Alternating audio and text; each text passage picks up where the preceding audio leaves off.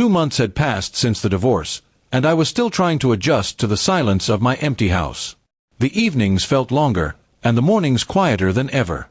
I often found myself replaying memories of my marriage, trying to figure out where everything had gone wrong.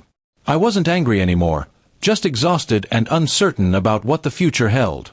One rainy evening, as I sat with a cup of tea, there was a knock at my door. I wasn't expecting anyone, and visitors had become rare since the separation. When I opened it, I froze. Standing there was my ex-wife's younger sister, Emma.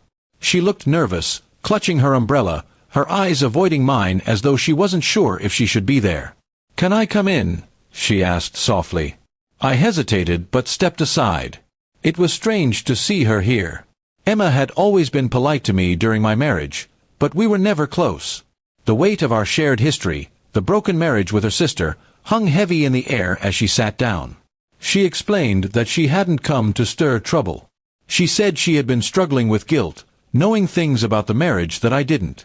My stomach tightened, and I braced myself for what she might reveal. I thought the divorce had already closed that chapter, but apparently there was more hidden beneath the surface. Emma admitted that my ex-wife had been unfaithful long before the separation. She had tried to warn her sister, telling her it was unfair to betray me, but her words had been ignored. Emma looked at me with regret, saying she felt it was wrong for me to continue living without the truth. Her voice trembled as she confessed everything, and I could see the burden it had placed on her. Hearing the details left me stunned.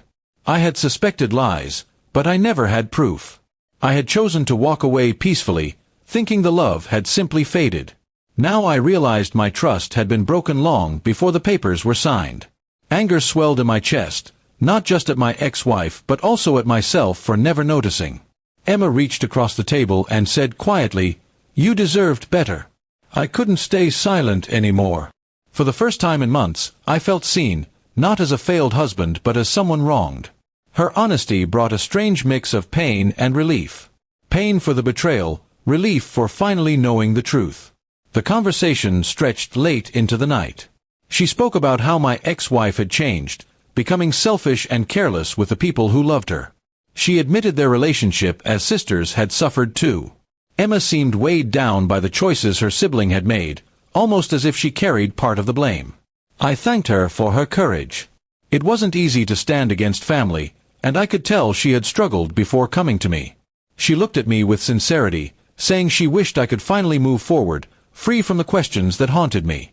Her visit, though unexpected, felt like a turning point. But that night, when the door closed behind her, something inside me snapped. All the months of restraint, of trying to be the bigger person, suddenly felt like weakness. I couldn't stop picturing the lies, the nights my ex-wife had spent away, the smirk on her face during our last argument. My hands trembled with rage I thought I had buried. I decided I couldn't let it go. The next morning, I drove to my ex-wife's house without a plan, just a burning need to confront her.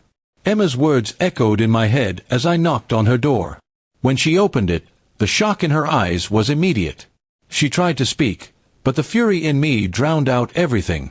I shouted everything I'd learned, accusing her of every betrayal, every deception. Neighbors peeked through their windows as she tried to calm me down, but I didn't stop. I told her she had destroyed everything good in my life and that I would never forgive her. She called me pathetic, and something in me broke completely. In that moment, years of pain poured out of me as words sharper than knives. I didn't touch her, but I destroyed her carefully crafted image in front of everyone, shouting about her affairs, her lies, her manipulation. By the time I left, she was in tears, her face pale, her reputation in pieces. But driving back home didn't feel like victory. It felt hollow, like burning down a house you once lived in. The anger had scorched everything, leaving only ashes. Emma texted me later, saying she'd heard about the scene and was disappointed. I never replied. 2 months after my divorce, I thought I had been moving toward healing. Instead, I had torn open old wounds and set fire to what little dignity I had left. My ex-wife lost her mask, but I lost something too, my peace. The knock at the door had given me the truth, but it also dragged me into darkness I might never escape.